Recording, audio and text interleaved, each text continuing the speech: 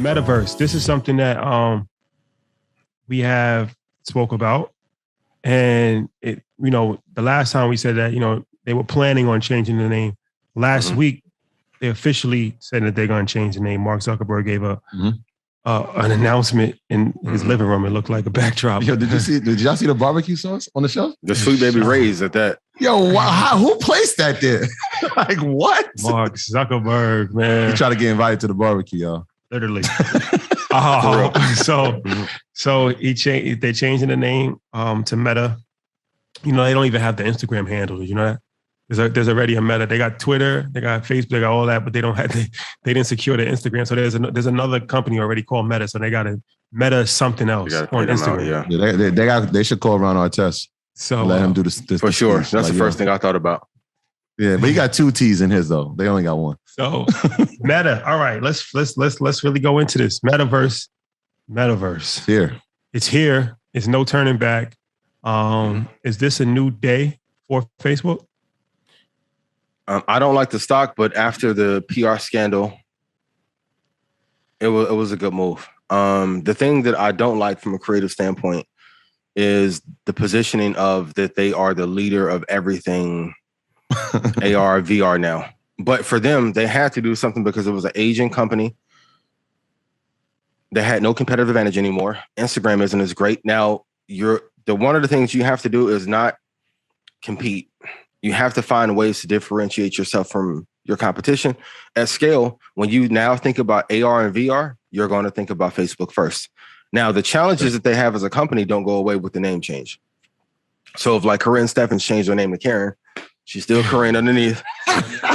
So there's some soul searching Facebook needs to do.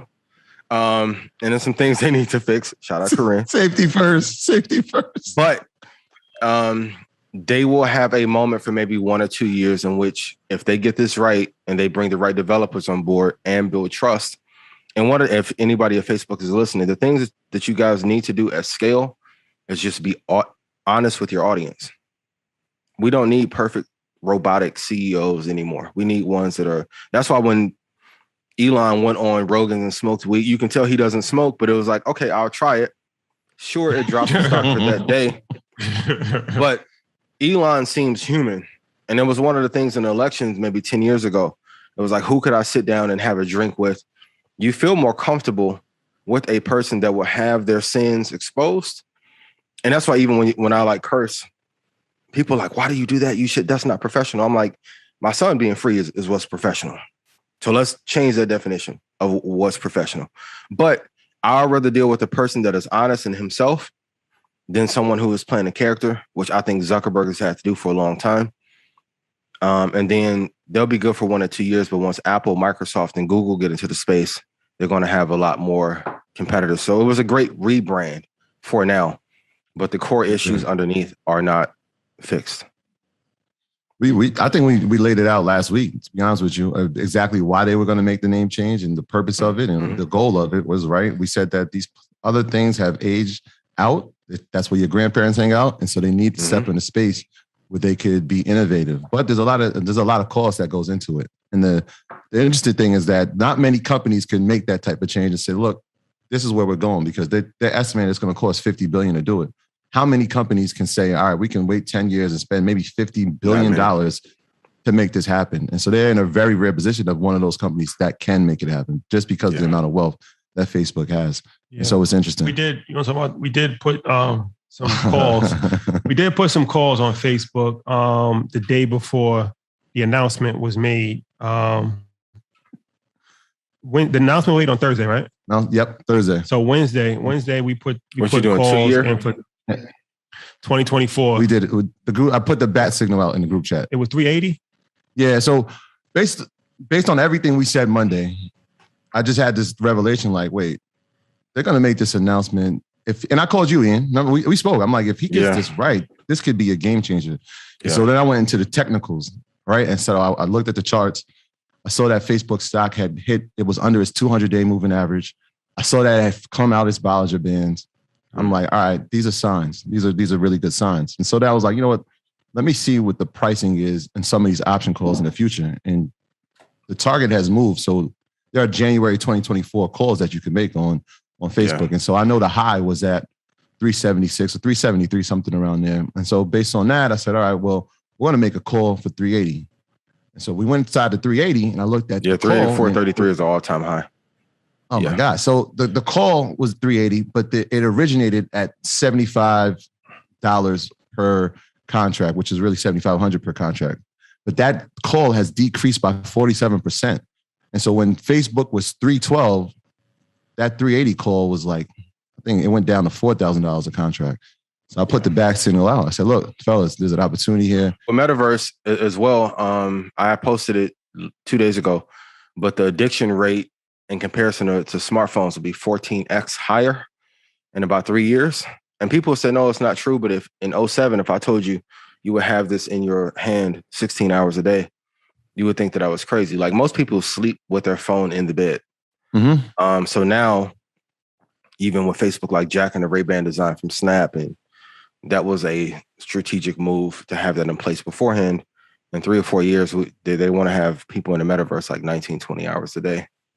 So be very mindful. And there's a reason I've been telling people like, hey, you need to unplug from the matrix to get more done. Mm-hmm. It was a little bit foreshadowing. That's exactly what happened, man. That's what Keith said when he came on. He was like, it's going to make, he said when he tried the HoloLens of Microsoft, it makes reality very boring. It's amazing. Yeah. So it makes you just, before you know, you just spend 5 hours just in virtual land. Yeah. But yeah, one last thing about that Facebook situation. So yeah, we made that call and it really, Troy called me and told me about it. And then I'm like, all right, so what's the research? And he's like, the call's down 50% from where it originally started at. They're making their announcement tomorrow. He's like, I spoke to Ian. Ian said that, that's a good price point. Yeah. So I'm like, all right, well, if Ian said it, then and for the record, I never lost y'all money, right? Have I ever lost y'all money? That's it. Y'all hearing it now. I'm not calling them no more. Nah, I needed the extra confirmation. Now you know what you're talking about, but if you say it and Ian, once Ian co-signed it, then it was Mike, clip that up. Clip that up. Hey. But yeah, we up 20% on that. Easy so far. We're not even going to talk about the Microsoft one, unless you want to. Well, that was older. Quick tip: the ones you guys invest in long term, the ones I call should be the ones that, for those of you that are in options, are the ones you should be doing the calls on as well. Even with the Leaf puts alone, like puts on Tesla, Apple. Why are you shorting the biggest and best companies on earth?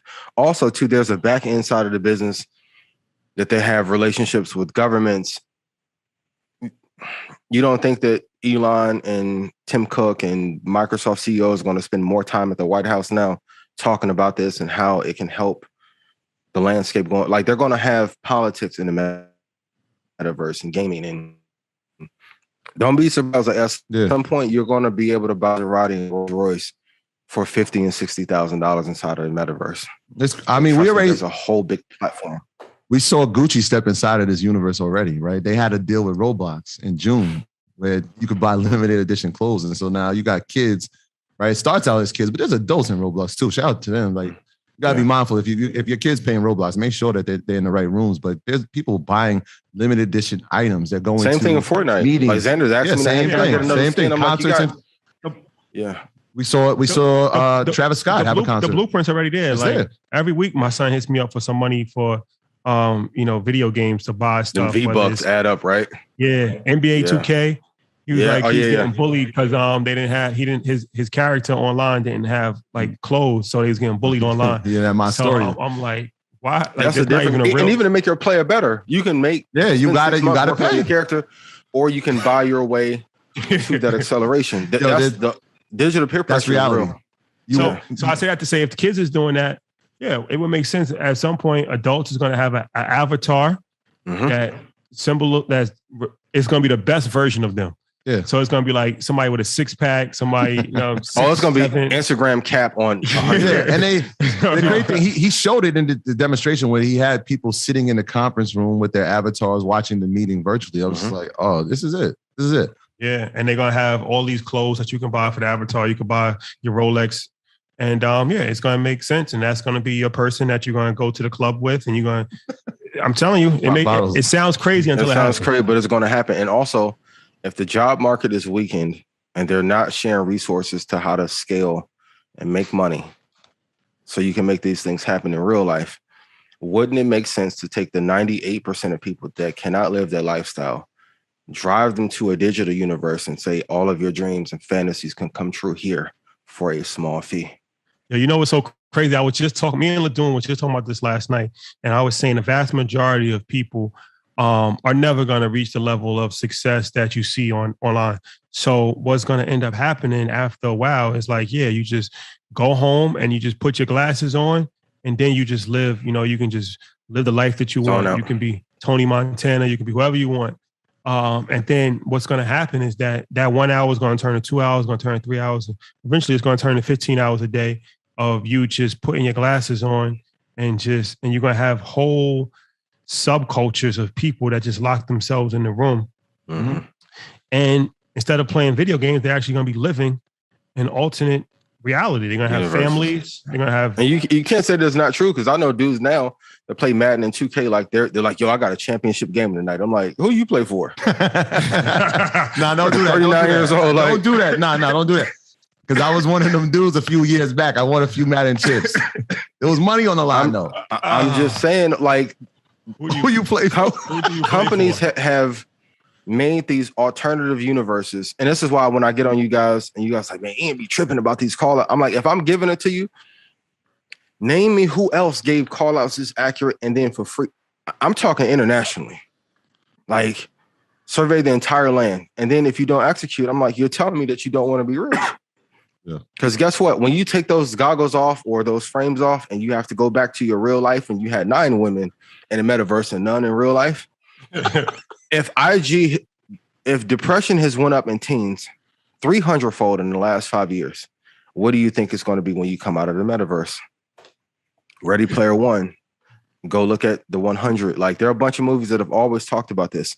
And then 15, 20 years from now, when the human sleeves come into place, that is going to be a market where if you want a premium sleeve, you may have to pay $200,000-$300,000 to get a low-end 1995 Kia version of a sleeve.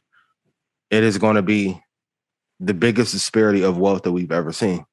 Because honestly, when we get into these metaverses and then like these human sleeves and you can upload your consciousness, if you don't have money, you won't even be remembered in the quote unquote afterlife.